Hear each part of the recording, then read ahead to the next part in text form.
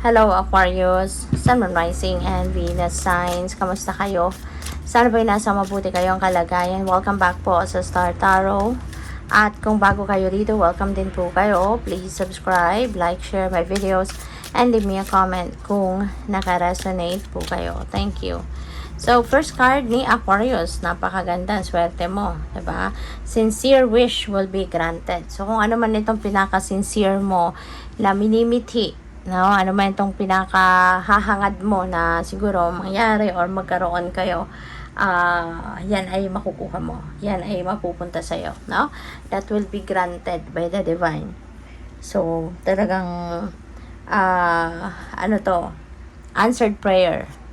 So, we have peacock, pero mag-iingat din kayo, no? Beware of great pride. Kasi, alam mo na, yung pride, hindi naman ito nakakatulong sa atin. Yung pride, lalo nakakasira siya ng lalo na ng mga relasyon, diba? Ng mga klaseng relasyon, romantic, kaibigan, pamilya, kung papairalin mo yung pride. Imbes na magkaayos, imbes na magkabate ang mga nag-aaway, mas lalong magtatagal, hahaba pa, no, yung panahon na hindi kayo nagkakausap, diba? Kaya, importante, no, na magano kayo, na magpakumbaba na lang rather than pairalin yung pride. So, we have bear, danger, especially in money matters, okay? So, ingat din po kayo, ingat din po kayo sa ninyo, sa pagmamanage ninyo ng inyong pera. Mag-iingat po kayo na sa paggastos, diba? Yung ganon. Make sure na make sure na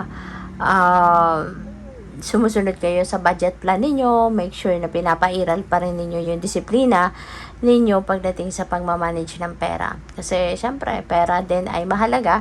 Pinagtrabahuan mo yan, pinagsikapan mo, you put your heart and soul into something para magkaroon kayo ng perang yan. Kaya, kailangan lang talaga na alagaan ninyo. 'Di ba? Na dapat mapunta sa tama. 'Di ba? Ma-manage ninyo ng maayos.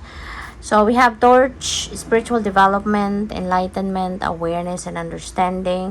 So, most likely, ang iba sa inyo rito, papunta kayo sa spiritual development. No? Baka meron kayong awakening, kaya mas nagbubukas ang sarili ninyo, ang puso ninyo, ang isip ninyo, para sa inyong spiritual life. No? So, siguro ngayon, mas may enlighten kayo, mas magliliwanag yung isip ninyo, siguro sa ngayon mas magiging malalim din yung ninyo, mas magiging malalim yung pag-iintindi ninyo sa mga sitwasyon, ang relationship mo sa mga tao, relationship sa sarili mo, relationship sa divine universe, yung mga ganon. So what else? We have yoke, feeling tied down and frustrated. So baka ang iba sa inyo dito sa ngayon parang meron din disappointment ako na pipick up. Baka yung parang nadi-disappoint din kayo sa nangyayari sa sarili ninyo. You're getting frustrated as well. Kasi nga, siguro, 'di ba? Baka meron kayong gustong gawin pero hindi ninyo magawa. For whatever reason. Maybe someone or something is restricting you from being free. No? From doing whatever you want to do. Yung mga ganon. Kaya baka hindi na-frustrate kayo sa sitwasyon ninyo. Or pwede na-frustrate kayo sa isang tao. 'Di ba? Or baka na-frustrate kayo sa sarili ninyo. Kasi kahit gusto mong gawin, hindi mo magawa. Pinipili mong hindi magawa because of something. So, yun. Yung parang siguro sinasabi ninyo, I don't have a choice. 'Di ba? Pero gustong-gusto ko talaga yung mga ganyan. So, we have fun, romance, celebration, and party. Baka ang iba sa inyo, you're going to celebrate a milestone sa inyong relationships. Baka meron kayong anniversary, merong monthsary, diba? Ang iba sa inyo, baka merong renewal of vows, magpapakasal muli, mga ganyan. Or, pwedeng, baka merong kasalan, diba?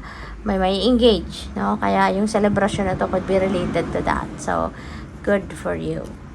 Successfully overcoming a problem. So, napakaganda. Diba? Kasi magkakaroon na ng solusyon ng problema, 'Diba? Mahahanapan mo na ng way out, no? Kung ano man itong pinoproblema mo. So, which is really beautiful. So, isa pa, Aquarius, napakaswerte mo. Kasi, 'diba, naging ano ka yung parang, you've been focused talaga dito kung paano malulusutan ang mga problema mo. Kaya ngayon, napakaganda na, 'di ba? Ang saya mo, parang walang mapaglagyan, 'di ba? Yung iyong saya, dahil yun na nga, siguro kung ano man ang baka major problem ito na ngayon, 'di ba? Na overcome mo na, nalagpasan mo na.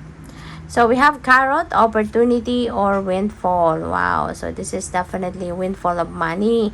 So, napakaganda, napakaswerte mo, magiging ano ka, yayamanin, 'di ba?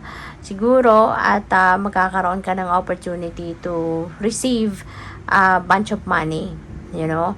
So, ito, windfall of money, and maybe you are also having that opportunity, 'di ba? Para na mag-grow pa, no, yung inyong mag-savings, yung mga investments niyo, kasi baka pwede pa ninyong magkakaroon kayo ng opportunity na madagdagan pa ito, no? Yung mga ganyan, yung mga pang ano ninyo, pang contribute ninyo or pang invest ninyo. So, yung windfall of money na to could be coming from anywhere, diba? Depende yan sa inyong sitwasyon. Kayo lang ang tanging makakaalam, no, kung saan to manggagaling, kasi pag dumating na, then of course you will find out, diba? So, we have Kangaroo, unsettled times. There is a need to plan ahead. Alright? So, yun. Kasi baka ang iba sa inyo nag-worry na, nag-overthink na, no? So, pagplanuhan, hinto ka muna. Take a breather, and umano ka muna. Magpahinga ka muna. Pag-isipan mo kung ano na yung susunod mong gagawin. Kasi, kapag kunyari, meron kang bagong venture or meron kang gustong simulan bago, diba, sa buhay mo, mas maganda talaga na pinagpaplanuhan ng lahat. You need to plan ahead. Okay? You need to plan ahead. Para meron kang plan A, meron kang plan B, meron kang plan C. Diba? Yung ganon. Para kung hindi mag-materialize yung plan A mo, may plan B ka. Kung hindi mag-materialize ang plan B mo, so at least meron ka pang isang masasandalan because you already have plan C. So, we have both. Wow, Aquarius. Alam mo, diba may windfall of money ka na? Ito din. No? May energy of windfall din ito. So, most likely, ito yung sagot sa problema mo, no? Baka yung pera. Baka financial hardship, no, yung pinagdadaanan ng iba sa inyo dito. Kaya ngayon, eto na, 'di ba? May windfall of money ka, may opportunity ka, financial opportunity.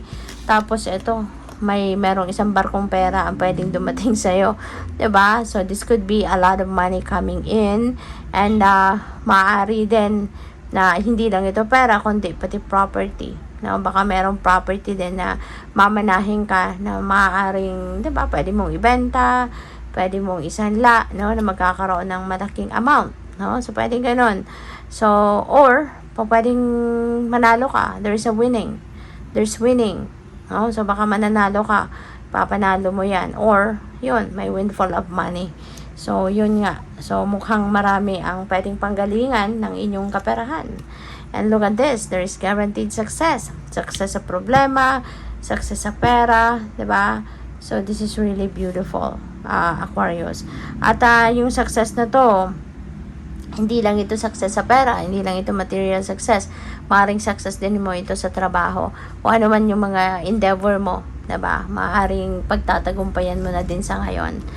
Pero maaari, no, nasa bago mo yan mapagtagumpayan, bago mo magawang pagtagumpayan ang kung ano man bagay na yan, maybe kailangan mo ng tulong dyan, no, or assistance or guidance. Or baka pagka-receive mo, no, ng mga kaperahang ito, baka dito mo kailangan din ng assistance. Kailangan mo ng gagabay sa'yo kung paano mo i-manage ang iyong pera, 'di ba? Gagabay, mga aring kailangan mo ng advice dito, ng gabay dito, kung saan mo ilalagak ang pera, how you're going to divide your money, how you're going to invest, where you're going to invest, yung mga ganun ba, no? So, good luck sa'yo. Thank you for watching. Love and light. Namaste.